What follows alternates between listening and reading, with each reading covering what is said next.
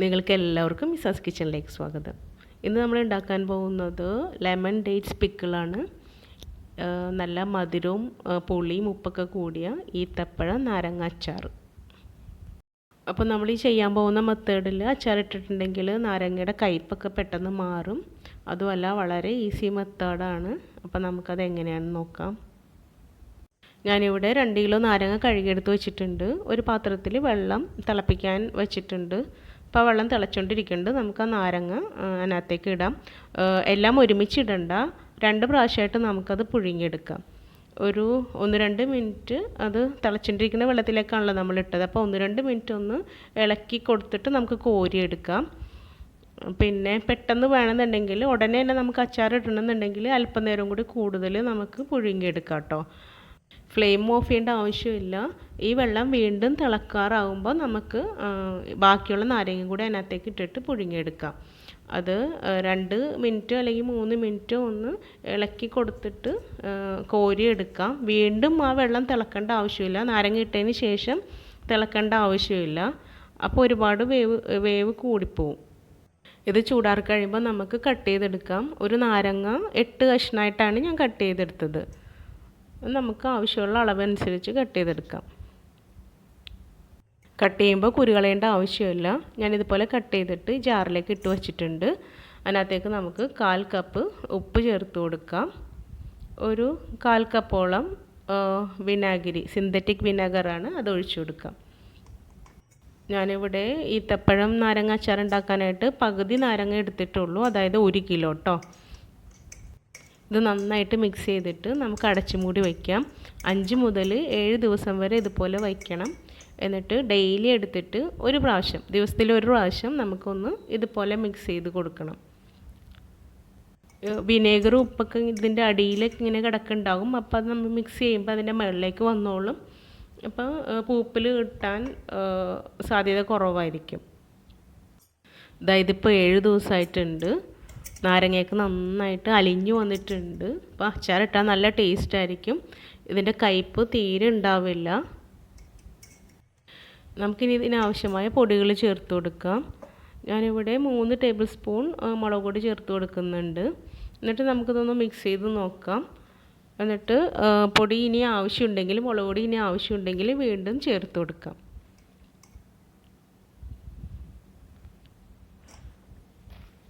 അപ്പോൾ കുറച്ചും കൂടെ മുളക് പൊടി വേണം എന്നാണ് എനിക്ക് തോന്നുന്നത്. അപ്പോൾ ഒരു 2 ടേബിൾ സ്പൂൺ കാശ്മീരി ചില്ലിയും കൂടി ചേർത്ത് കൊടുക്കുന്നുണ്ട് കേട്ടോ.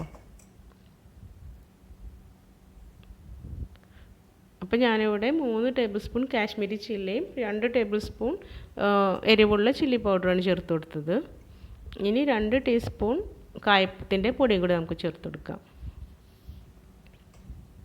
മുളക് പൊടിയൊക്കെ നമ്മുടെ ഇഷ്ടത്തിനനുസരിച്ച് മാത്രം ചേർത്ത് കൊടുത്താൽ മതി കേട്ടോ. ഇനി നമുക്കിതൊന്ന് താളിച്ചെടുക്കണം. അതിനായിട്ട് 2.5 tablespoon rice bran oil ഒഴിച്ചു കൊടുത്തിട്ടുണ്ട്. 2.5 ടേബിൾ സ്പൂൺ എള്ളെണ്ണ, ജിഞ്ചലി ഓയിൽ ഒഴിച്ചു കൊടുത്തിട്ടുണ്ട്. റൈസ് ബ്രാൻ ഓയിലിന് പകരം നിങ്ങൾക്ക് ഇഷ്ടമുള്ള ഏതെങ്കിലും ഓയിൽ ഒഴിച്ചു കൊടുത്താൽ മതി. ഇനി ഇവിടെ 200 ഗ്രാം ഈത്തപ്പഴം എടുത്തിട്ടുണ്ട്. 2 കുടം വെളുത്തുള്ളി എടുത്തിട്ടുണ്ട്. അതിൽ ചെറിയ വെളുത്തുള്ളി അല്ലികൾ കട്ട് ചെയ്തിട്ടില്ല, വലുത് മാത്രം കട്ട് ചെയ്തിട്ടുള്ളൂ. ഒരു വലിയ കഷ്ണം ഇഞ്ചി, 2 പച്ചമുളക്, ഒരു 3 ഉണക്കമുളക്, ഇതെല്ലാം കട്ട് ചെയ്തെടുത്തിട്ടുണ്ട്. നമുക്ക് ആദ്യം കടുകിട്ട് പൊട്ടിക്കാം. 1 ടീസ്പൂൺ കടുക് ചേർത്ത് കൊടുക്കാം. നന്നായിട്ട് പൊട്ടി വരുമ്പോൾ ഒരു 1/2 ടീസ്പൂൺ ഉലുവ ചേർത്ത് കൊടുക്കാം. ഇനി നമുക്കിതിനകത്തേക്ക് കട്ട് ചെയ്ത് വെച്ച ഇഞ്ചിയും വെളുത്തുള്ളിയും ചേർത്ത് കൊടുക്കാം. 1 മിനിറ്റ് ഒന്ന് വഴറ്റിയെടുക്കാം. കുറച്ച് വെള്ളം അപ്പുറത്ത് തിളപ്പിക്കാൻ വെച്ചിട്ടുണ്ട്. ഇതിന് ഒരു പിടി വേപ്പില ആവശ്യമുണ്ട്, അത് പറയാൻ വിട്ടുപോയതാണ്. അപ്പോൾ നമുക്കിത് നന്നായിട്ട് 1 മിനിറ്റ് വഴറ്റിയതിന് ശേഷം കട്ട് ചെയ്ത് വെച്ച പച്ചമുളക് ചേർത്ത് കൊടുക്കാം. ജസ്റ്റ് ഒന്ന് മിക്സ് ചെയ്ത് കൊടുക്കാം. എന്നിട്ട് നമുക്ക് ആ ഉണക്കമുളകും കറിവേപ്പിലയും ചേർത്ത് കൊടുക്കാം. ഒന്ന് വഴറ്റി കൊടുക്കാം. എന്നിട്ട് ആ കട്ട് ചെയ്ത് വെച്ച ഈത്തപ്പഴം ചേർത്ത് കൊടുക്കാം. അത് നന്നായിട്ടൊന്ന് വഴറ്റിയെടുക്കണം. ഈത്തപ്പഴം ഇതുപോലെ കുറച്ച് വലുതായിട്ടാണ് കട്ട് ചെയ്തത്.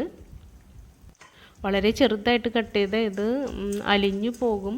ഈത്തപ്പഴം നമ്മുടെ അച്ചാറിൽ കിടക്കുന്നത് കാണുക പോലുമില്ല.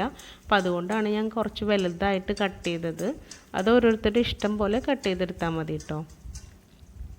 ഇത് നന്നായിട്ട് ഒരു 2-3 മിനിറ്റ് നന്നായിട്ട് ഇളക്കി കൊടുക്കണം. ഈത്തപ്പഴമൊക്കെ നന്നായിട്ട് വേകണം കേട്ടോ. ഇനി നമുക്ക് ഇതിനകത്തേക്ക് 1 ടീസ്പൂൺ ഉലുവ പൊടിച്ച് ചേർത്ത് കൊടുക്കാം.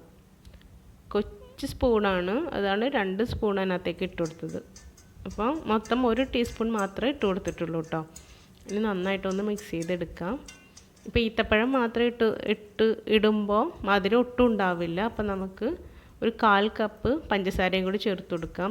എന്നാലും ഈ അച്ചാറിന് ലൈറ്റ് മധുരം ഉണ്ടായുള്ളൂ. നിങ്ങൾക്ക് അധികം മധുരം വേണമെന്നുണ്ടെങ്കിൽ, അത്യാവശ്യം മധുരം വേണമെന്നുണ്ടെങ്കിൽ ഒരു 2 ടേബിൾ സ്പൂൺ കൂടി പഞ്ചസാര ചേർത്ത് കൊടുക്കണം.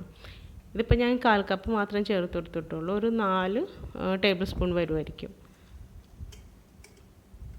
ഇനി നമുക്ക് ആ നാരങ്ങ, മുളക് പൊടി ഇട്ട് വെച്ച നാരങ്ങ ഇതിനകത്തേക്ക് ചേർത്ത് കൊടുക്കാം. നന്നായിട്ടൊന്ന് മിക്സ് ചെയ്ത് കൊടുക്കാം. നന്നായിട്ടൊന്ന് ചൂടാക്കി എടുക്കാം. ഇത് ഇങ്ങനെ ചെയ്യുമ്പോൾ മുളക് പൊടിയുടെ ഒന്നും ഒരു കുത്തുണ്ടാവില്ല. ആർക്കും അങ്ങനെ ഒരു സംശയമേ വേണ്ട. ഇനി നമുക്ക് കുറച്ച് പുളിയുടെ കുറവുണ്ട്. ഞാനിവിടെ 1.5 ടേബിൾ സ്പൂൺ വിനേഗറും കൂടി ഒഴിച്ചു കൊടുക്കുന്നുണ്ട്.